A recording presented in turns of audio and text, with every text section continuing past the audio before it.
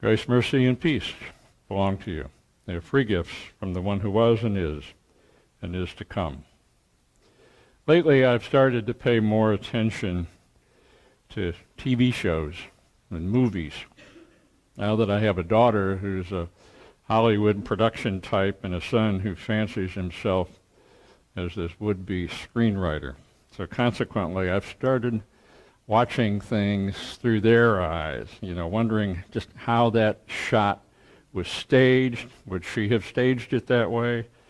Or listening harder for nuances of dialogue and speech and any writing tips I might pass along to my boy, whose script is my retirement income.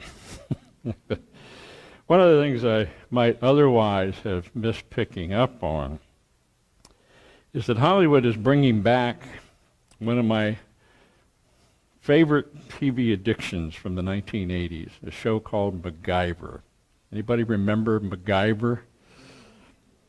If you don't remember the premise, it was about this secret agent guy who would wiggle out of almost any dire situation. All he needed were simple, everyday items. Maybe a stick of gum, a paper clip, a shoelace, and of course a ticking clock. And Agent MacGyver's problem-solving skills would save the day, save the damsel, save the country, save the world just in the nick of time. Now, strange as it may seem, although maybe it won't seem strange, it was Jesus' line about having faith like a mustard seed. One of the more familiar gospel images, we've all heard that phrase. It's the mustard seed image which started me wanting to watch MacGyver again. I'm sure whoever wrote the script way back then probably had, it's actually been more than 30 years ago now, probably had no idea that they might be creating this modern-day spiritual parable. But hey, when God is still speaking, as we like to say in the United Church of Christ, we might be wise to listen up. And that listening involves having an ear to how ancient truths can be applied in different situations and in changing cultural settings. So the teaching from Saint MacGyver, if I may call him that, is his uncanny ability to use whatever was available at the moment to escape from a tight spot. Now, if I listen carefully to what I hear Jesus really saying in this passage from this morning, saying to those dubious disciples who thought he was just asking too much, or saying to the worrywurts of today who think only of what they don't have and live in an attitude of scarcity, I think what Jesus was trying to communicate is this kind of startling truth. All you ever need in life, all you ever need is what you already have. Use what you have, because all you need is right here in front of you. You have what you need. Okay? So how is that possible? To truly understand Jesus' intent here, we need to back up a few verses. For Jesus had previously just finished telling his disciples about the need for continual, constant forgiveness of one another, especially when somebody stumbles and falls into any kind of behavior we would regard as sin. I don't care if they sin 7 times a day, Jesus declares. Forgive them 7 times, 7 times. Oh, but Master, the frustrated and uncomprehending disciples reply, we're going to need a whole lot more faith if we're going to do that. We don't have that much faith in us. Give us more. Remember that scene from the movie version of Oliver Twist when the little orphan comes up and says, "May I have some more, please?" How does Jesus respond to this what in scriptural context is a rather pathetic plea. How does Jesus respond? He responds with a simple but abrupt sounding no. You already have all the faith you need. He declares, if you had faith the size of a mustard seed, you could say to this mulberry tree, be uprooted and planted in the sea, and it would obey you. Now, I don't know about you, but I haven't prayed any trees into the ocean lately. Nor have I moved any mountains by just believing hard enough. Come on. But I have, like many of you, not most of you, prayed intently for illnesses to be cured, for relationships, broken relationships to be healed, and for divisions in our country to be bridged. And like many of you, when people die and bad things still happen to good people, I've silently wondered if there wasn't something wrong with my faith, or maybe even with my God. Am I doing something wrong here? The answer, my friends, is probably 180 degrees opposite of what you may have been taught over the years. I know because I've lived through the transformation myself. So I've come to let the light of God's presence in whatever circumstance shine through the cracks of my own experience and come to recognize that life isn't about me. I found my definition of faith changing. But the change in how I see things now, is come only after some tough questions.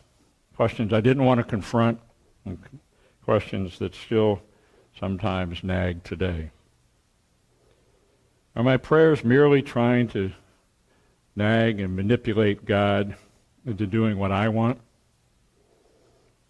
Am I asking for some sort of boost in brain power and intellectual capacity to believe the more challenging aspects of this thing we call Christianity? Things like virgin birth or the resurrection? Or am I merely seeking relief from my own nervousness and anxiety and asking God, as one writer suggested, to rewire my head and heart so that it becomes impossible to doubt? Now, if you've been paying attention, as I hope you have, I've preached for a while now that faith isn't about right answers. Faith is not about getting it right, but about asking better questions. In this case, what if faith isn't something that's quantifiable? Remember, the disciples were saying, we don't have enough faith. Well, how much do you need? You need another spoonful, another shovelful? How much is enough? What if faith isn't an emotion or an idea or some sort of capacity or capability? What if faith isn't even a noun? Writer Debbie Thomas, from a web magazine called Journey with Jesus out of California, which I read a lot, frames the better question. What if instead, she asks, faith is an engagement? Faith is an orientation, an attitude, or an action. What if faith, she says, what if it's a daily, hourly movement into the God-saturated, God-centered vocations that we are called to fulfill? What if faith is something we do and not something we have?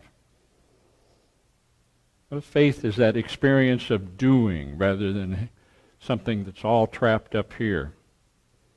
When we can see faith as an experience, and not as a mindset, we begin to witness, in this case maybe theology and Hollywood script writing, converging.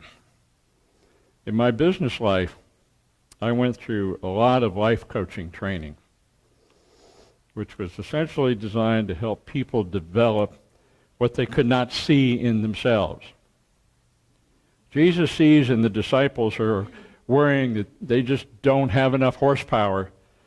He sees what they cannot see in themselves, namely that they already have the ability of faith if they would but trust.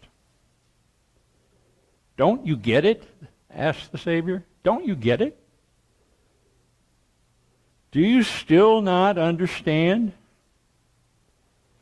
You have faith already, he says. You have faith because, this is Jesus talking, because you have me. I'm all you need. Faith isn't anything you can make happen on your own.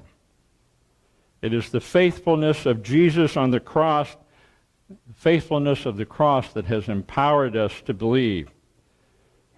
So he says, what more do you need than what I've already given you? My life was a sacrifice. What more do you need? It's a 180-degree turnaround from what I suspect many of you have been taught.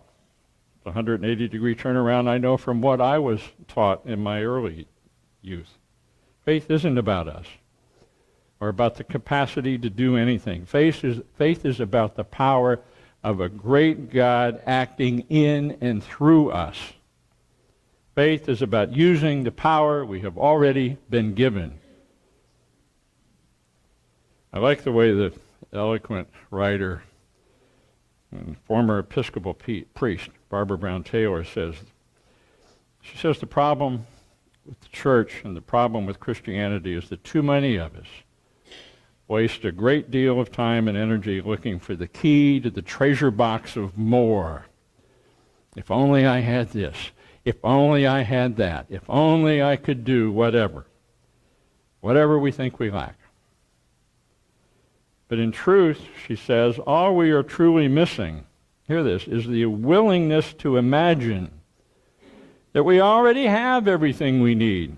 The only thing missing is our consent to be where we are in the moment. And being where you are means being fully present in the moment, not living somewhere in the past full of regrets and what ifs, not fretting over what the future may or may not bring, but living in the divine economy of God's holy now, where everything is usable if we only recognize that our tiny place, that mustard seed place, and recognize that our tiny bit of mustard seed faith has its own unique purpose. Its own unique purpose in relation to God's enormous creative love. And recognize that our role is really simple. It's to fill up that tiny opportunity with the whole entirety of our life. The faith that we have been given points to God's power and not our own insecure ability. When you begin to doubt that you don't have enough capacity to be what it takes to be a Christian, know that it's not up to you. God's already given you what you need. And finally, Jesus' response to the disciples suggests that faith requires rigor, like exercising our bodies. Anybody here on an exercise and diet regimen? I know I try in fits and starts and not very well.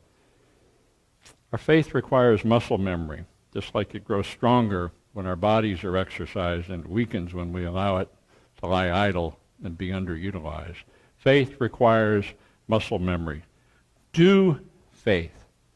Do the things that a faithful life requires, such as love and compassion and forgiveness and hospitality and justice and mercy and service. Do the things of faith, the things that characterize the God we say we worship. Do the things of faith by recognizing what's right in front of you. Be a faith MacGyver. And watch the mustard seed you've been given grow and flourish beyond anything you could imagine. That's what this little tale, this little phrase is all about. God's given you what you need. Do you see it? Do you recognize it? Do you want to use it? May you be so ever blessed. Amen.